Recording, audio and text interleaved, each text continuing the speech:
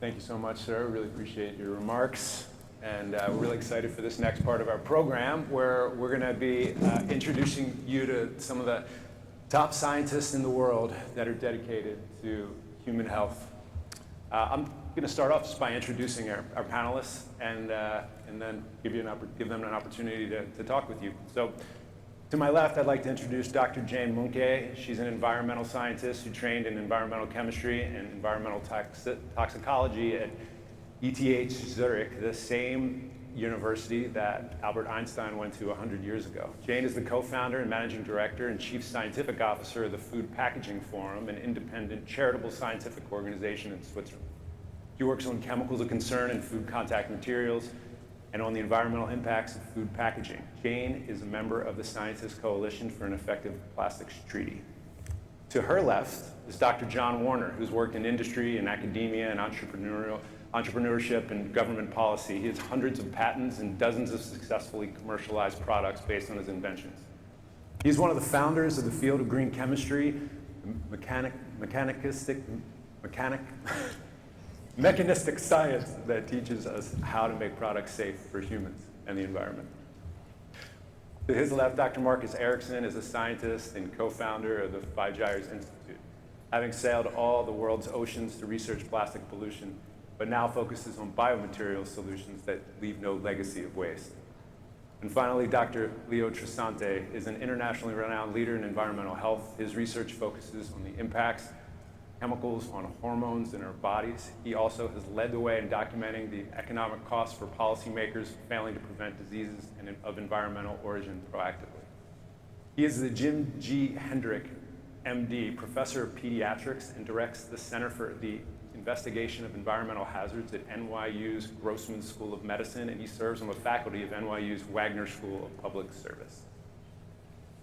So we're gonna start with Dr. Munke, and if you could let the secretary know what you believe is contributing to the childhood chronic disease epidemic and how you believe HHS can help, and any comments you may have on the secretary's remarks.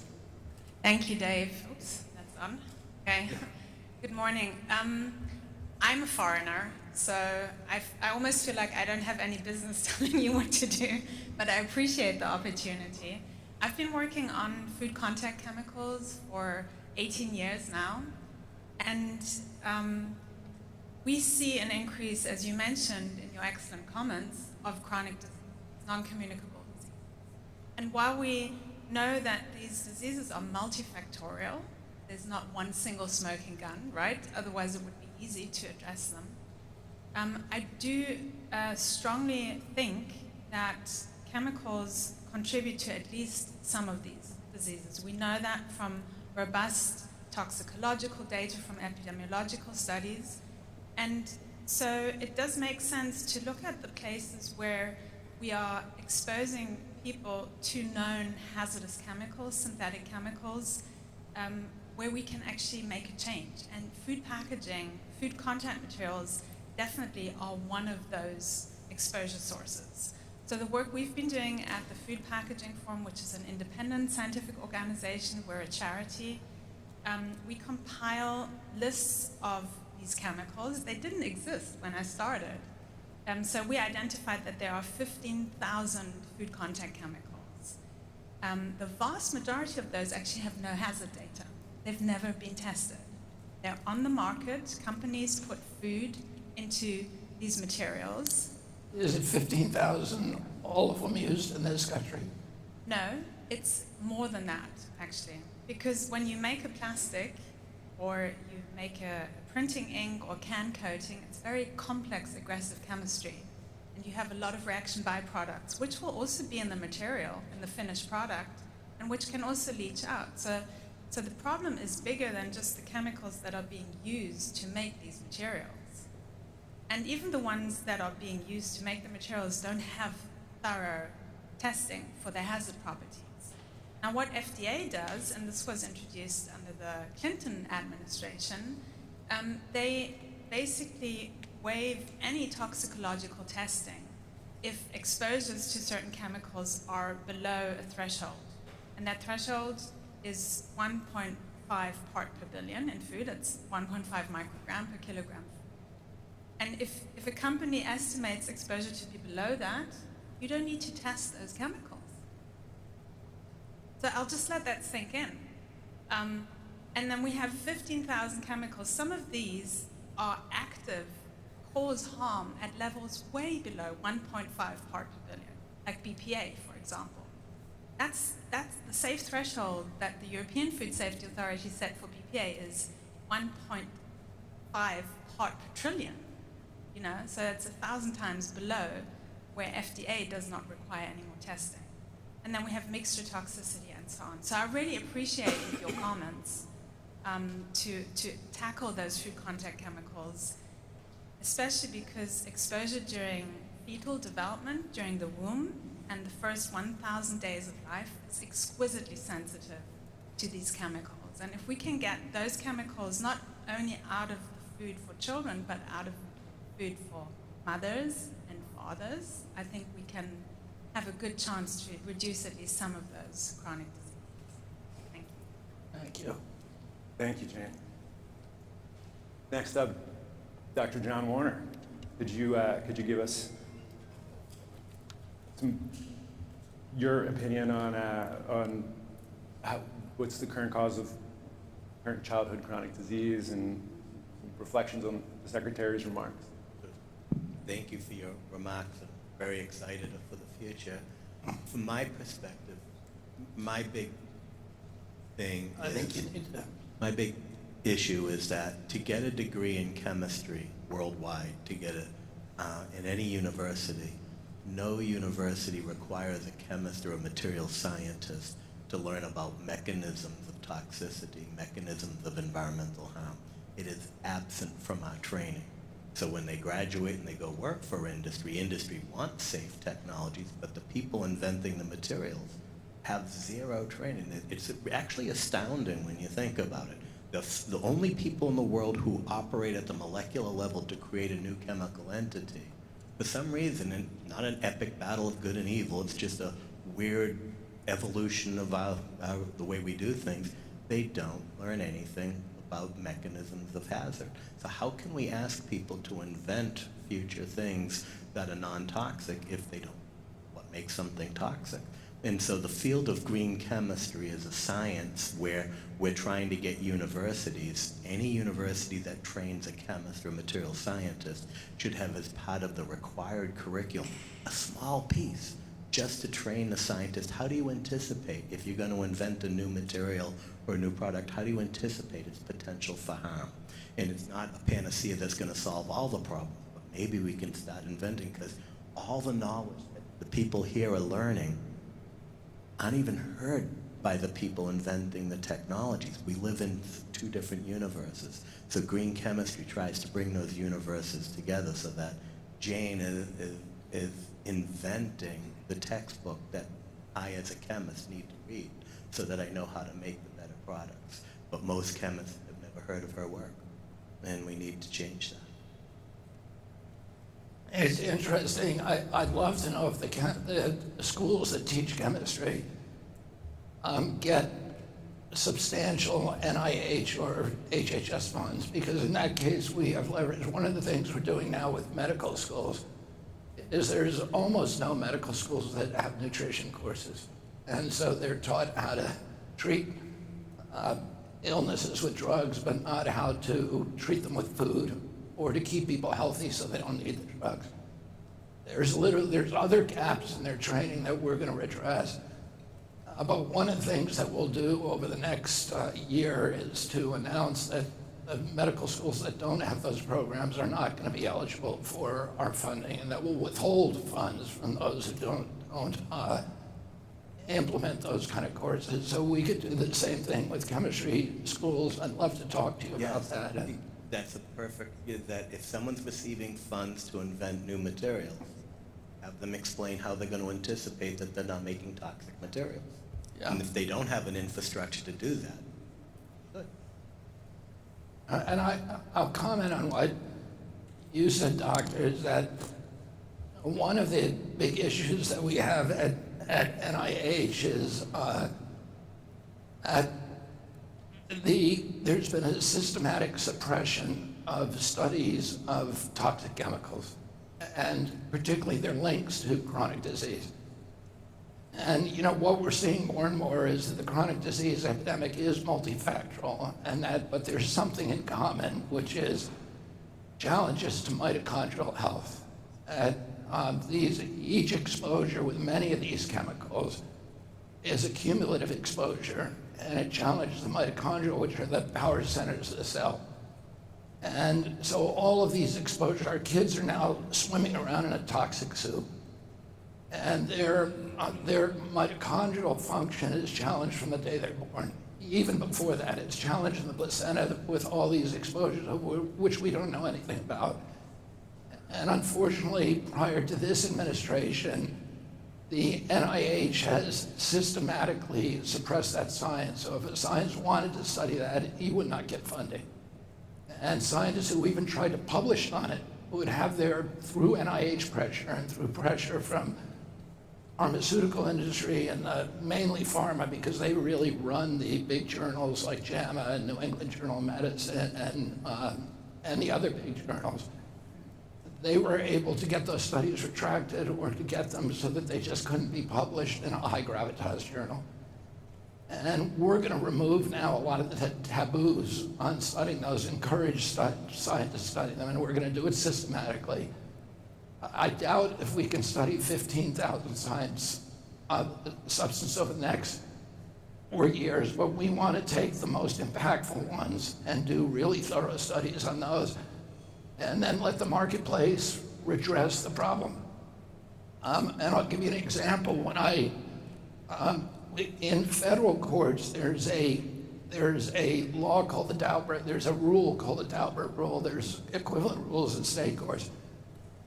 And the Daubert rule says you cannot sue somebody for an exposure arguing that it caused your injury unless there is a substantial body of science that supports that. So you can't say that, Coca-Cola caused my schizophrenia unless there are a range of studies, epidemiological studies, bench studies, animal studies, observational studies, a whole range of studies that support that. So if it's not mainstream, it's at least edging toward the mainstream. And before every trial of that kind, there's a Daubert hearing where the judge makes a determination about whether to allow that argument to go to the jury. And he or she has to make an independent assessment of whether there is sufficient body of science to back this claim in order to allow it into court. Once that science exists, the marketplace addresses the problem. And that's what I did with the Monsanto case. There were about 21 studies, and they were a good mix of studies that showed that Roundup was linked to non-Hodgkin's lymphoma. Roundup is linked to a lot of other bad things too, including endocrine disruptors and other cancers and non-alcoholic fatty liver cancer and many, many others. But at that time, there was not sufficient science to be able to surpass the Daubert threshold. Once you have the science out there, then the marketplace, through the plaintiff's bar, can redress these chemicals, so you don't even have to go through a legislative process, because the chemical companies, the big food companies, and others have a lockhold on Congress. So a lot of these things you just can't regulate, but you can redress them to the market. And one of the things that we're going to be doing, we're already doing over the next 4 years, is to look very carefully at the etiology of chronic disease, to link them to specific culprits, and then to allow the marketplace to redress the problem. And if there are chemicals that we should be studying that you think are high priority, I'd like to hear them, and we will get it done.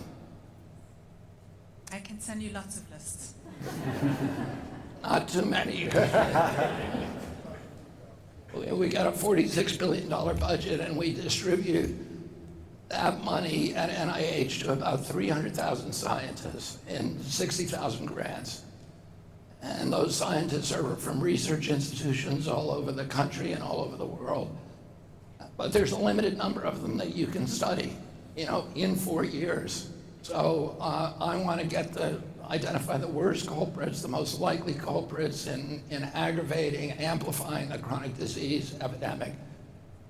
Make sure we have really good science happening on those, and we are, the first time in history, we are going to replicate all of our studies. So about 20% of NIH's budget will go to replication. There's a lot of bad science out there because scientists are under extreme pressure to publish.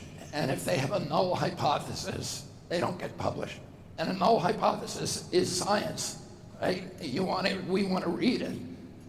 But if you have a null hypothesis, you can't get it published. So scientists are under tremendous pressure to find a positive hypothesis in all of their studies.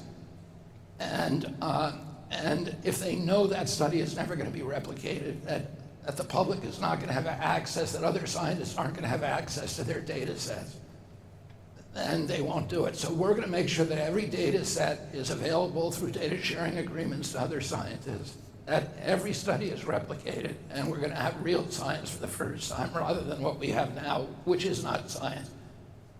It's largely the science that has come out of HHS over the past 20 years is, I'd say, mainly industry propaganda rather than real science. And we're going to do real science. Marcus. If I just jump in, yeah. You said something really important a second ago about exposures before you're born. I've been an ocean plastics guy for most of my career, and I can tell you in the middle of the ocean, when we look at plastic pollution, we find forever chemicals on those items. As far from land as you can get on the planet, we're finding things like PCBs, small amounts of DDT, flame retardants. Now, before my wife and I had our daughter, she had her blood serum analyzed and found those exact same 3 components in her blood. She found flame retardants, DDT, and PCBs in her body. And I gave a talk this morning talking about bringing it home, bringing it from the oceans right to in our homes, in the packaging that's holding the food that we're giving to our children. And we think of where's the burden of proof? It's on the companies who are putting these chemicals into the packaging, whatever properties they want for their packaging, inks and dyes and laminates and glues and so forth. But the burden of proof should be on the companies. The idea of no data, no market. What are some of the policy levers that we can use to ensure that companies have really good data on the safety of this chemistry before it goes into the packaging that's holding the food we give to our kids? Well, I'll just give you an example of what of the corporate strategies, which is I brought the first case against PFASs, which was a case I brought in Ohio and West Virginia, and representing about 10,000 people who had been poisoned by a DuPont facility there and had extremely high levels of PFAS in their bloods, which is a forever chemical. It's used as a flame retardant, but many other uses, a glue, etc. And they made a movie about that film, Mark Ruffalo did, called Dark Waters, about my trial. And the companies agreed to remove those chemicals, but what they did was they simply took the molecular structure of PFAS, added a new molecule, and then they had a new chemical, which are not tested. And the reason they're not tested is because of the GRAS standard, which we're changing.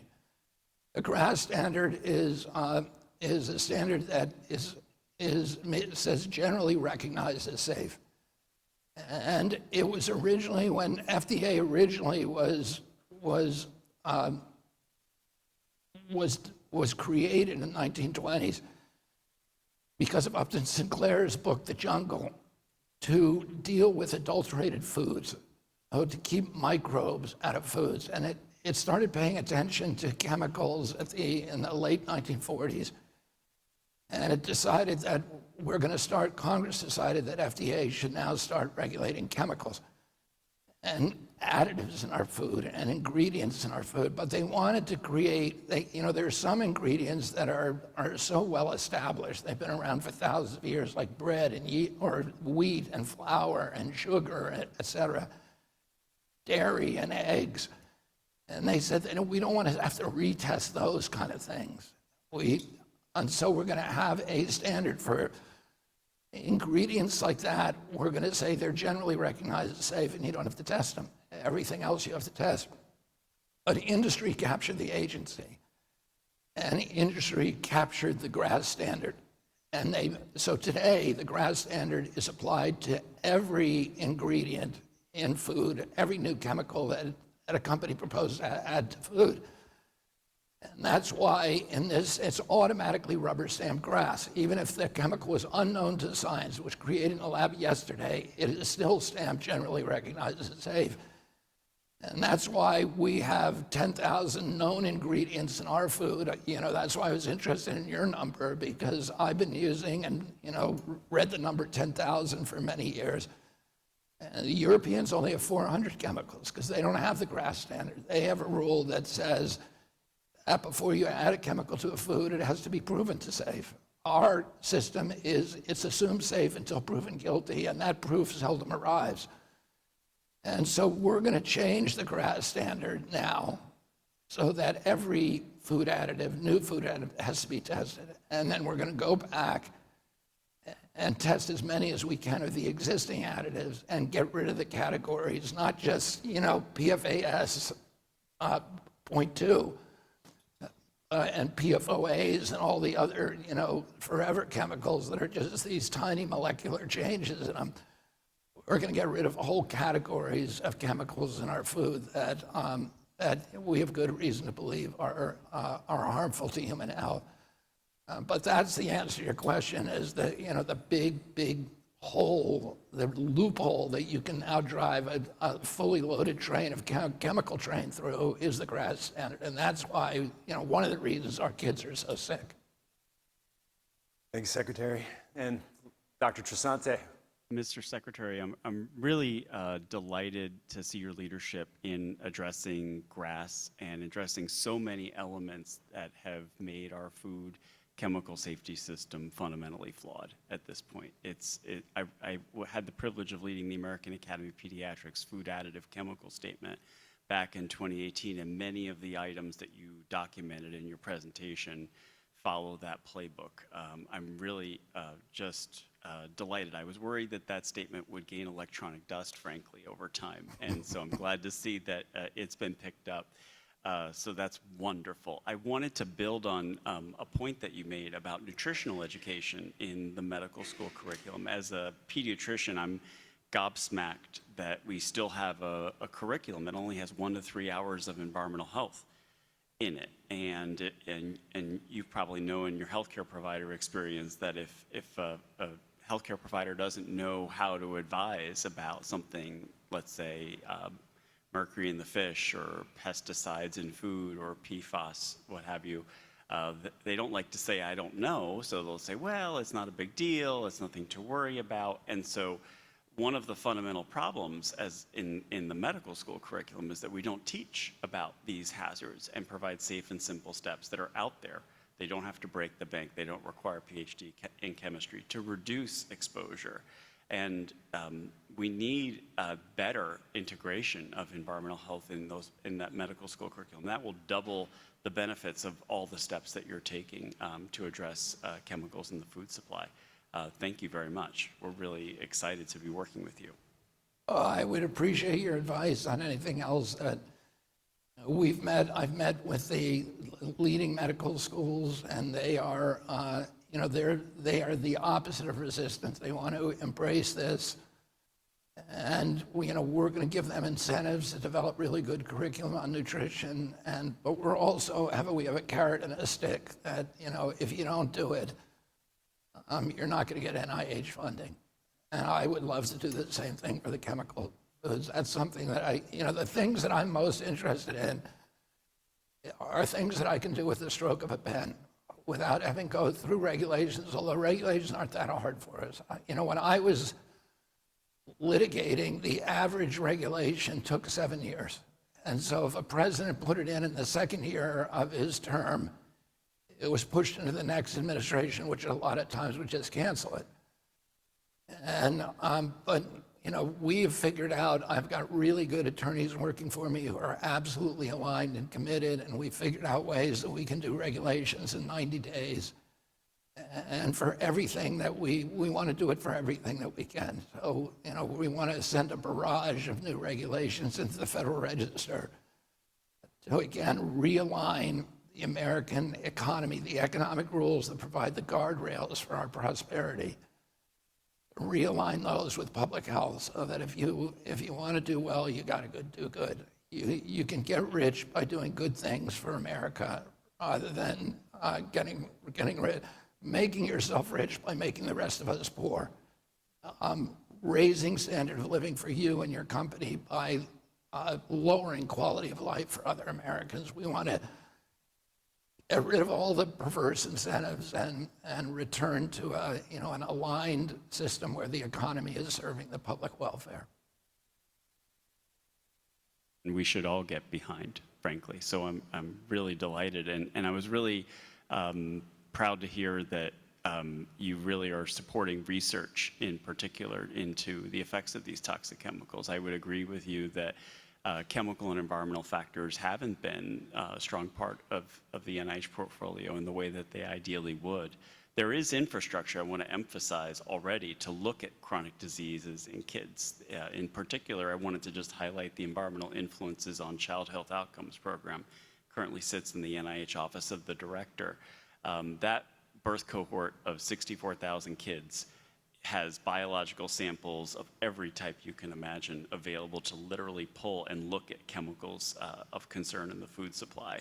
And it's just a matter of supporting that ongoing infrastructure as well as the broader National Institutes of Environmental Health Sciences portfolio to really attack this problem and provide the best independent science to inform the actions that you're suggesting. So thank you. Yeah, I don't know of that study. I'm really interested in it because right now, one of the things that we're doing is NIH, it's so crazy there that when I asked, we want to do a bunch of studies to find out the etiology of the autism epidemic and of other chronic diseases, and we asked CDC to provide us the data, the biggest data link on vaccines was Vaccine Safety Data Link. The division that was in charge of that refused to do it, and to this day they're refusing. A lot of those people are leaving the agency. But the CMS data is also siloed, and they sell it to other subdepartments of our agency for a lot of money. And so we are breaking down all those walls. We're going to private industry and we're finding the best databases out there, and we're going to get the best information we can about the health of the American public. We're going to digitalize it, we're going to depersonalize it, and we're going to make it available for independent scientists all over the world so that we can actually do real science and get real answers. There were so many crazy studies that were being funded by that agency that just made no sense in terms of our public health. And those studies we're canceling, and we're reassigning that money to go to determine the most important thing for parents in our country, for the American people, which is to find out what's making them the sickest people in the world. We have the highest chronic disease burden of any country in the world. We have 60% of our people are chronic disease. And during COVID, we had the highest death rate of any country on earth. We had 16% of the COVID deaths in this country, and we only have 4.2% of the world's population. Why did we do worse than any country in the world when we have the best technology and the best healthcare system? And when we asked CDC about that, they said it's not our fault. It's because Americans are so sick. And I said, well, that is your fault. And they said the average American who died from COVID had 3.8 chronic diseases. And one of the reasons we were dying faster than anybody else is because we have the highest chronic disease burden of any country in the world. And, we got to end that. We got to make Americans healthy.